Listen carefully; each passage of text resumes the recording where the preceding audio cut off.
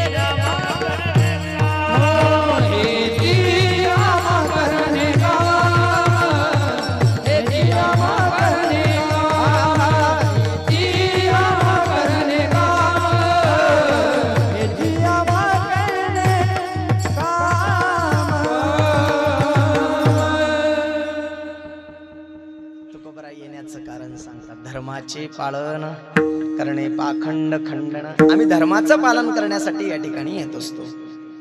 बरं, मग तुम्ही धर्माचं पालन किती पद्धतीत करतात? तुकोबाराय म्हणतात, मी धर्माचं पालन 4 पद्धतीत करतो. उपाय सामदानैच भेदो दंडस्तथैव च सम्यक प्रयुक्ता सिद्धेयुर्दंडस्तगती का गतिः. श्रुती आहे महाराज, धर्म पालन कसं करावं. म्हणजे तुकोबाराय श्रुती स्मृती वेदाला जाणून आहेत का? हो, वेदाचा तो अर्थ आम्हाचं